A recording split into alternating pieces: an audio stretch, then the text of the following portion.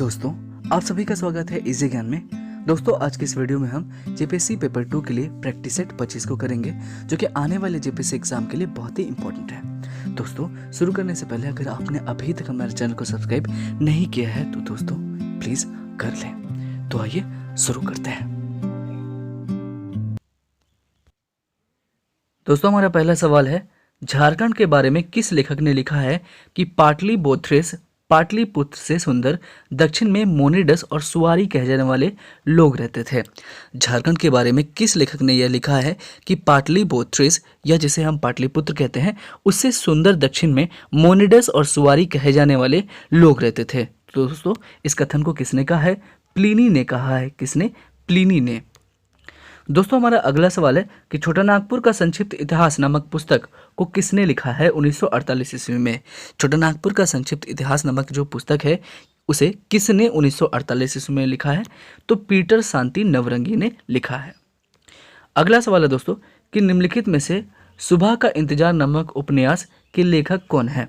निम्नलिखित में से सुबह का इंतजार नामक उपन्यास के लेखक दोस्तों कौन है? तो इसके लेखक हैं वासुदेव। कौन है? वासुदेव। दोस्तों, अगला सवाल है कि महाराजा मदरा मुंडा के अपने बेटे का नाम क्या था? महाराजा मदरा मुंडा के बेटे का नाम क्या था दोस्तों? तो इनके बेटे का नाम था मुकुट मुंडा। क्या था? मुकुट मुंडा। दोस्तों, हमारा अगला सवाल हमसे कहता है कि छोटा नागपुर में नागवंश का शासन कब प्रारंभ हुआ? तो दोस्तों, हम सभी जानते हैं छोटा नागपुर में नागवंश का शासन सन 83 ईस्वी में ही प्रारंभ हुआ। अगला सवाल है दोस्तों कि नागवंश के कुर्सीनामा अनुसार अंतिम राजा नागवंश कौन थे? ठीक है, नागवंश के कुर्सीनुमा अनुसार अंतिम राजा या नागवंशी कह सकते हैं, वो कौन थे दोस्तों? तो कौन थे? चिंतामणि नाथ शाहदेव। ठीक है, चिंतामणि नाथ शाहदेव ही अंतिम राजा थे, नागवंशी राजा। अगला सवाल है दोस्तों कि छोटा नागपुर टेनेंसी अमेंडमेंट एक्ट कब पास किया गया? तो दोस्तों, कब पास किया गया? 1903 ईस्वी में पास किया गया। अगला सवाल है कि 8 जनवरी 1634 में किस किले का निर्माण पूरा हुआ? 8 जनवरी 1634 ईस्वी में किस किले का निर्माण पूरा हो गया था दोस्तों? तो किस किले का? पलामू किले का ही निर्माण पूरा हो गया था। अगला सवाल है दोस्तों कि किस नागवंशी राजा ने चुटिया से हटाकर खुखरा को नई राजधानी बनाया? तो दोस्तों, ऐसे राजा कौन थे? ऐसे नागवंशी राजा कौन थे जिन्होंने चुटिया से हटाकर खुखरा को नई राजधानी बनाया दोस्तों? तो ये थे भीमकर्ण। कौन थे? भीमकर्ण। अगला सवाल है दोस्तों कि डोईसा का नवरत्न गढ़ किस राजा द्वारा बनाया गया था? ठीक है, कहता है कि डोईसा का नवरत्न गढ़ जो है ये कौन से राजा के द्वारा बनाया गया था दोस्तों? तो किस राजा के द्वारा? रघुनाथ शाह के द्वारा बनाया गया था। किसके द्वारा? रघुनाथ शाह के द्वारा।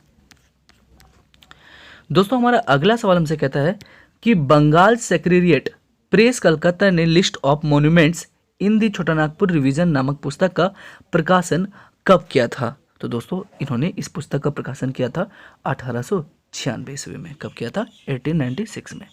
अगला सवाल है दोस्तों, कहता है कि मेजर एडम ने कब मीर कासिम को उधवा नाला में पराजित कर संथाल परगना को ब्रिटिश राज के अधीन कर लिया था? तो दोस्तों, कब कर लिया था? 1759 ईस्वी में ही उन्होंने अधीन कर लिया था। अगला सवाल है दोस्तों, कहता है कि 1797 ईस्वी में मुंडाओं ने ब्रिटिश राज के विरुद्ध किसके नेतृत्व में विद्रोह किया था दोस्तों? कहता है कि 1797 ईस्वी में मुंडाओं ने ब्रिटिश राज के विरुद्ध किसके नेतृत्व में विद्रोह किया था? तो दोस्तों, किसके नेतृत्व में? बिशुन मानकी के नेतृत्व में विद्रोह किया था। किसके नेतृत्व में मुंडाओं ने ब्रिटिश राज के विरुद्ध विद्रोह किया था 1797 ईस्वी में? तो बिशुन मानकी के नेतृत्व में किया था। नेक्स्ट क्वेश्चन है, कहता है कि ठाकुर विश्वनाथ सहदेव एवं गणपत राय को बंदी बनाने में किस अंग्रेज सैन्य अधिकारी की मदद विश्वनाथ दुबे एवं महेश नारायण शाही ने की थी? ठीक है दोस्तों, तो कहता है कि ठाकुर विश्वनाथ सहदेव एवं गणपत राय को बंदी बनाने में किस अंग्रेजी सैन्य अधिकारी की मदद विश्वनाथ दुबे और महेश नारायण शाही ने किया था? दोस्तों, हमारा जवाब हो जाएगा option number B, major nation का ही सहयोग किया था। किसने? विश्वनाथ दुबे एवं महेश नारायण शाही ने। अगला सवाल है कि किस पुलिस सुप्रिटेंडेंट ने 23 अगस्त 1895 को चलकन से बिरसा को गिरफ्तार किया था? तो किसने गिरफ्तार किया था? मेयर्स ने गिरफ्तार किया था। ठीक है, चलते हैं दोस्तों अगले सवाल की ओर। अगला सवाल हमसे कहता है कि किस अंग्रेज अफसर ने पहाड़ी जाति के लोगों की सेना बनाकर मामूली रुपयों से अपने लिए संगठित कर लिया था? तो दोस्तों, किसने संगठित कर लिया था? क्लीवलैंड ने ही संगठित कर लिया था मामूली ही रुपयों में। अगला सवाल है कि बिरसा मुंडा के उलगुलान में किस वीरांगना ने कुल्हाड़ी चलाकर दरोगा की हत्या कर दी थी दोस्तों? तो किसने कर दी थी? माकी ने कर दी थी। अगला सवाल है, कहता है कि 1857 के विद्रोह में चुट्टू पालू घाटी के मार्ग को अवरुद्ध कर अंग्रेजों के सैन्य गतिविधियों पर लगाम लगाने का काम इनमें से किसने किया था? तो दोस्तों इनमें से घासी सिंह ने भी किया था, उमराव सिंह ने भी किया था और शेख भिखारी ने भी। हमारा जवाब हो जाएगा ऑप्शन नंबर डी, दिए गए सभी। दोस्तों अगला सवाल है कि टाना भगत आंदोलन के जनक जतरा उड़ाव के आध्यात्मिक गुरु कौन थे? दोस्तों इनके आध्यात्मिक जो गुरु थे ये थे तुरैया भगत। कौन थे? तुरैया भगत। दोस्तों अगला सवाल है कि प्रसिद्ध स्वतंत्रता सेनानी तेलंगा खड़िया का कब्र ग्रह मेलंगा तोपा टांड किस नदी के किनारे है? तो दोस्तों यह किस नदी के किनारे है? यह कोयल नदी के किनारे है। किस नदी के किनारे? कोयल नदी के किनारे। अगला सवाल है कि लॉन्स नायक अल्बर्ट एक्का का जन्म स्थानीय गुमला जिले जन्मस्थली जो है ये गुमला जिले के किस गांव में है? लॉन्स नायक अल्बर्ट एक्का का जन्मस्थली गुमला जिले के किस गांव में है दोस्तों? तो किस गांव में है? जड़ी गांव में है। गुमला जिले के जड़ी गांव में है। अगला सवाल है दोस्तों, कहता है कि किस झारखंडी सपूत का नाम बचपन में बेनद्द पहान था? तो दोस्तों किसका नाम बचपन में बेनंद पहान था दोस्तों? तो किसका नाम था बेनंद पहान? जयपाल सिंह का। अगला सवाल है दोस्तों, अगला सवाल हमसे कहता है कि सुशील कुमार वाघे किस राजनीतिक दल के प्रेस सचिव के रूप में कार्य किया करते थे? ठीक है, सुशील कुमार वाघे किस राजनीतिक दल के प्रेस सचिव के रूप में कार्य किया था दोस्तों? तो दोस्तों हमारा जवाब हो जाएगा option number B, Jharkhand Party. अगला सवाल है दोस्तों, कहता है कि किस नदी के तट पर सर्वाधिक उद्योग धंधे स्थापित किए गए थे? तो दोस्तों हमारा जवाब हो जाएगा ऑप्शन नंबर डी, दामोदर। ठीक है, अगला सवाल है दोस्तों कि किस नदी पर मसानजोर नामक बंध बनाया गया है? तो दोस्तों हमारा जवाब हो जाएगा ऑप्शन नंबर ए, मयूराक्षी नदी पर। अगला सवाल है दोस्तों, कहता है कि घाघरी जलप्रपात किस जिले में अवस्थित है? घाघरी जो जलप्रपात है ये किस जिले में अवस्थित है दोस्तों? तो ये लातेहार में अवस्थित है। अगला सवाल है दोस्तों, कहता है कि जल विद्युत परियोजना के लिए उपयुक्त होते हुए भी सरकार ने कुछ वर्षों तक कार्य करने के उपरांत बंद कर दिया था, वह किस प्रपात पर बन रहा था? तो दोस्तों हमारा जवाब हो जाएगा ऑप्शन नंबर सी, पेरवा गांग पर। दोस्तों चलते हैं अगले सवाल की ओर। हमारा अगला सवाल है कि शिवपुर सोता नामक गर्म जलधारा किस जिला में स्थित है?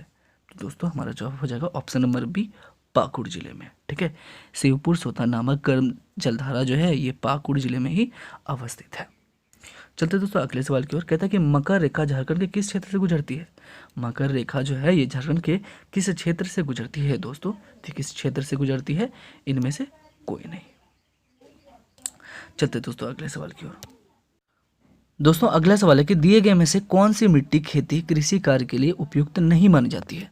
तो कौन ऐसी मिट्टी है जो खेती या कृषि कार्य के लिए उपयुक्त नहीं मानी जाती है दोस्तों? तो लेटराइट मिट्टी जो है ये खेती या कृषि कार्य के लिए उपयुक्त नहीं मानी जाती है। अगला सवाल है कि झारखंड के किस जिले में आरक्षित वन प्रोटेक्टेड फॉरेस्ट का क्षेत्रफल सबसे कम है? तो दोस्तों किस में है? साहिबगंज में।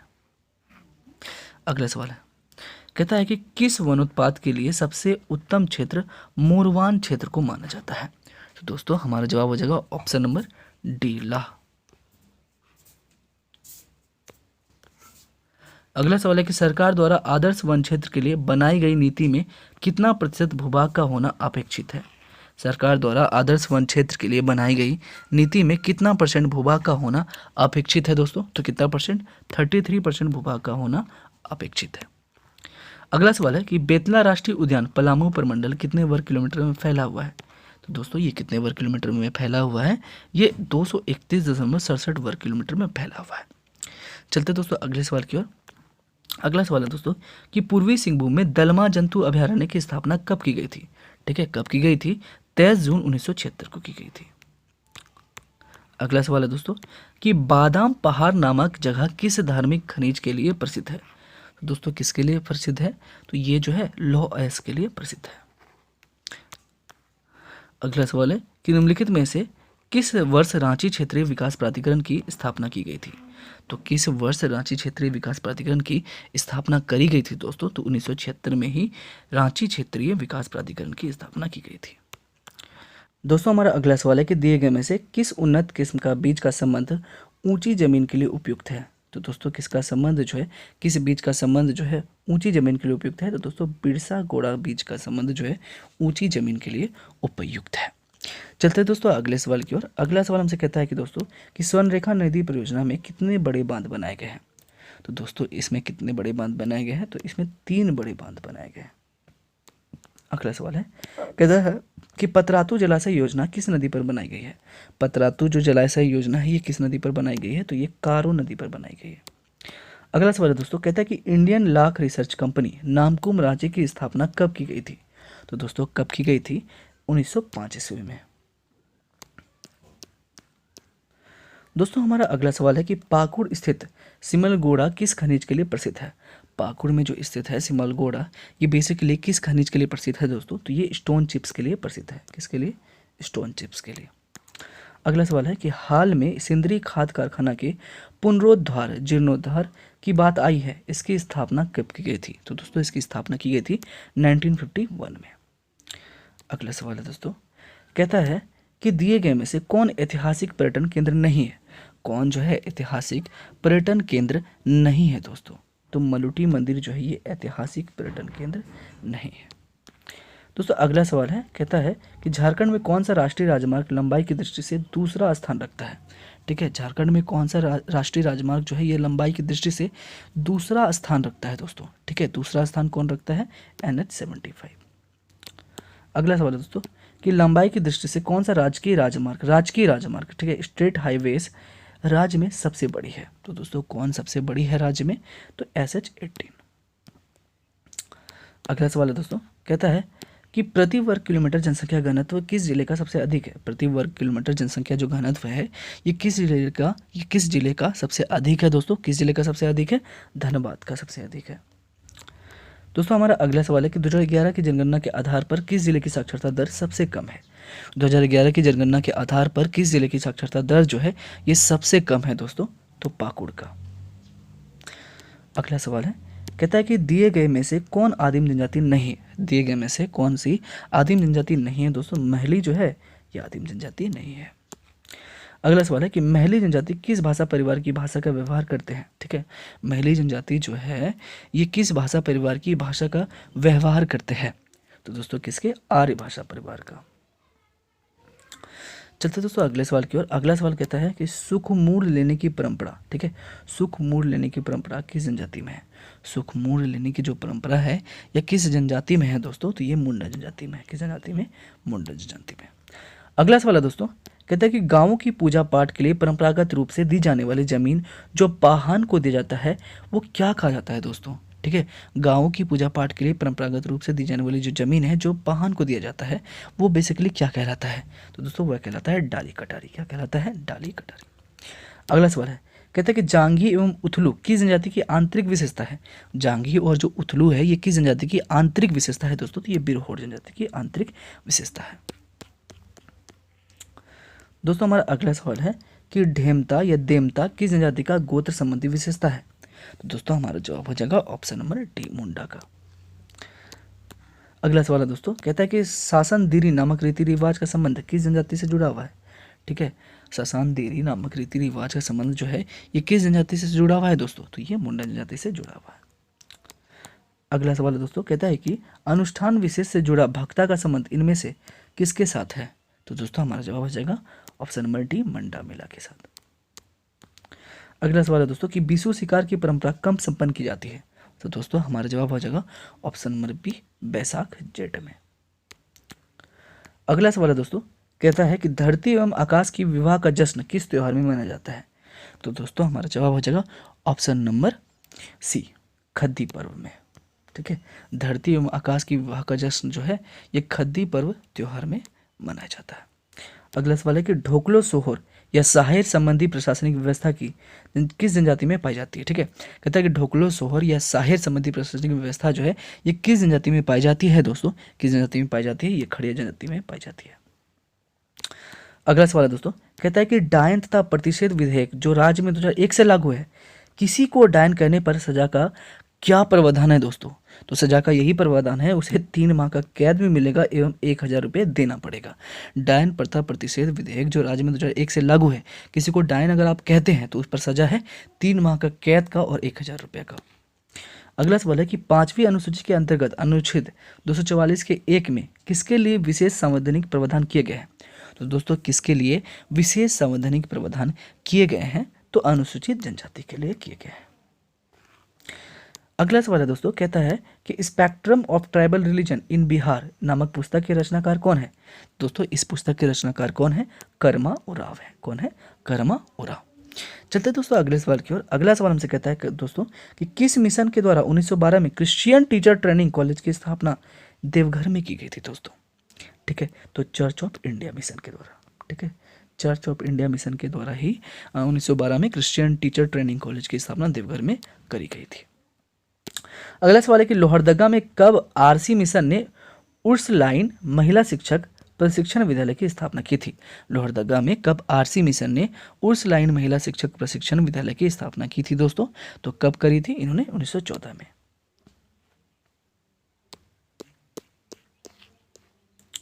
दोस्तों हमारा अगला सवाल है कि भारतीय संविधान के किस अनुच्छेद के आधार पर राज्य में राज्यपाल की नियुक्ति निर्देशित है।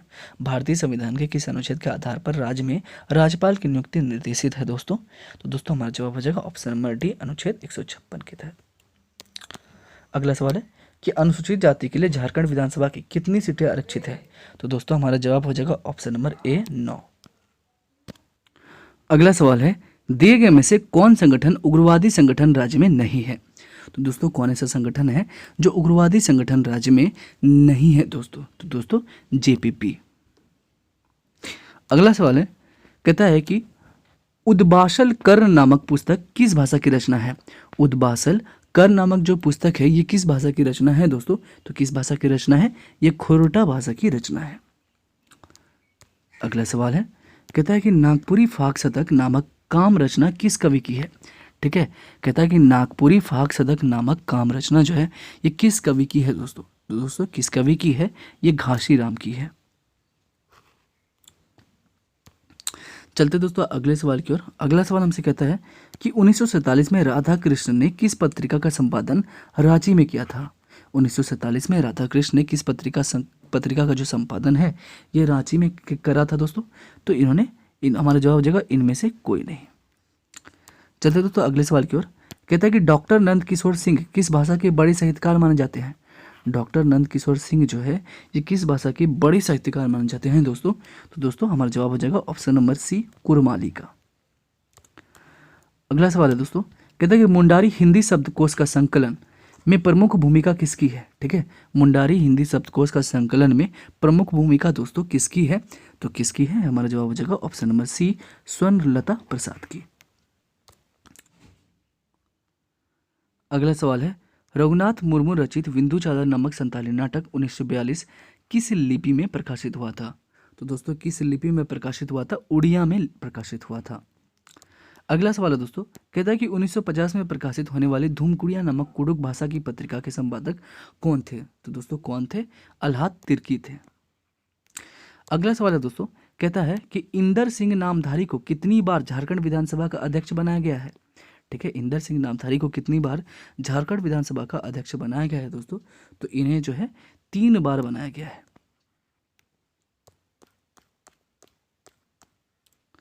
दोस्तों अगला सवाल है कि वर्तमान समय में झारखंड राज्य के संथाल परगना प्रमंडल में जिलों की कुल संख्या कितनी है। दोस्तों कितनी है, तो 6। हमारा अगला सवाल है दोस्तों, कहता है कि दिए गए में से किसने झारखंड राज्य के लोकायुक्त के रूप में कार्य किया है। दिए गए में से किसने झारखंड राज्य के लोकायुक्त के रूप में कार्य किया है। तो दोस्तों किसने लोकायुक्त के रूप में कार्य किया है, तो लक्ष्मण उड़ाव ने। किसने किया है, लक्ष्मण उड़ाव ने। अगला सवाल है, वह कौन महिला पर्वतारोही है जिसने 7 महाद्वीपों की 7 शीर्ष चोटियों पर पहुंचने का रिकॉर्ड बनाई और पद्मश्री से सम्मानित हुई। वह कौन महिला पर्वतारोही है जिसने 7 महाद्वीपों की 7 शीर्ष चोटियों पर पहुंचने का रिकॉर्ड बनाया और पद्मश्री से सम्मानित हुआ। ठीक है, तो हमारा जवाब हो जाएगा प्रेमलता अग्रवाल।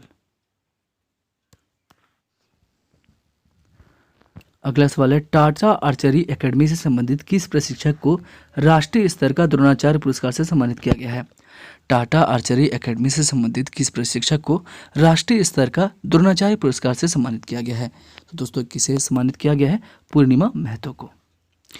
अगला सवाल है दोस्तों, कहता है कि देश के सबसे बड़े ताजे पानी का मछली घर कहाँ है। तो दोस्तों कहाँ है, रांची मछली घर में। कहाँ पर, रांची मछली घर पर। अगला सवाल है दोस्तों कि हैवी इंजीनियरिंग कॉरपोरेशन हटिया की स्थापना किस पंचवर्षीय योजना में प्रारंभ हुई है।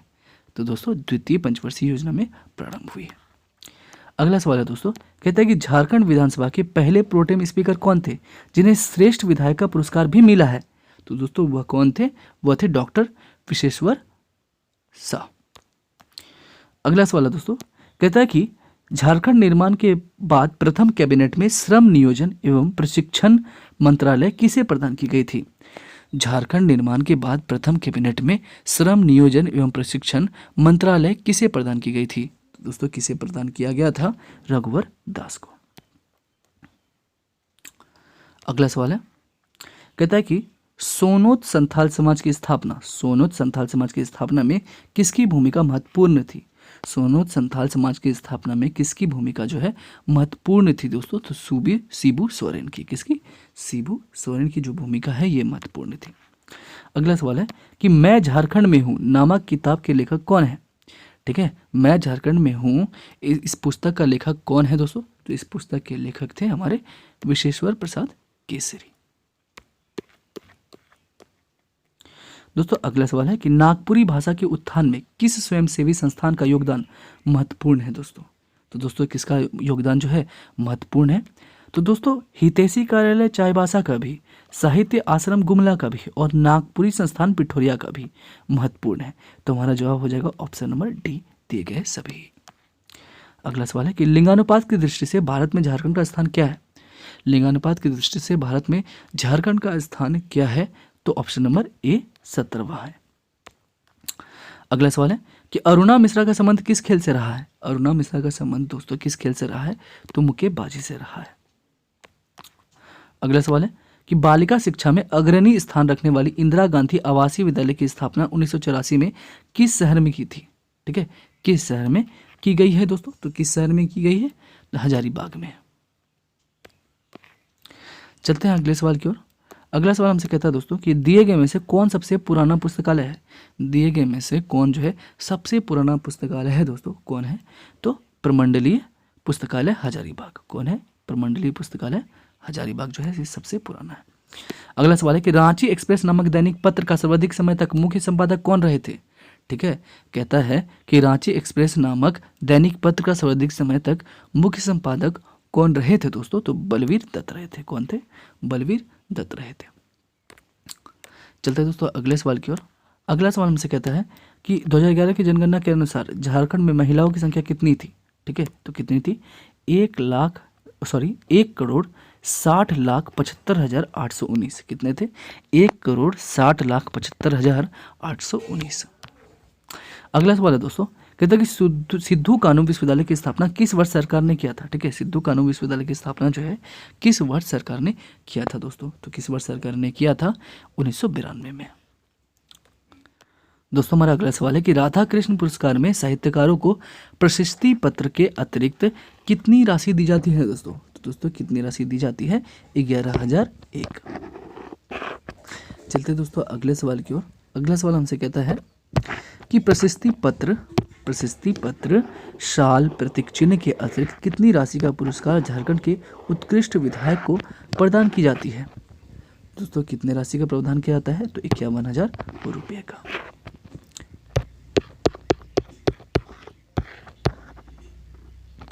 दोस्तों हमारा अगला सवाल है कि 1971 में प्रकाशित होने वाली झारखंड टाइम्स नामक साप्ताहिक पत्रिका के संपादक कौन थे? तो दोस्तों कौन थे संपादक? नीरेल एनएम होरो थे। ठीक है, चलते हैं अगले सवाल की ओर। अगला सवाल है कि अंग्रेजी में प्रकाशित होने वाली लघु पत्रिका मोटिफ, ठीक है, MOTIF मोटिफ 1973 कहाँ से प्रकाशित होती थी? तो दोस्तों ये जो है जमशेदपुर से ही प्रकाशित होती थी। अगला सवाल है दोस्तों कि अबुआ झारखंड नामक पत्रिका के 1948 में संपादक कौन थे? दोस्तों कौन थे? इग्नेस बेक थे। अगला और आखिरी सवाल है दोस्तों कि डॉक्टर रामदयाल मुंडा के साहित्यिक गुरु कौन थे? दोस्तों कौन थे इनके साहित्यिक गुरु? जगदीश त्रिगुणियात।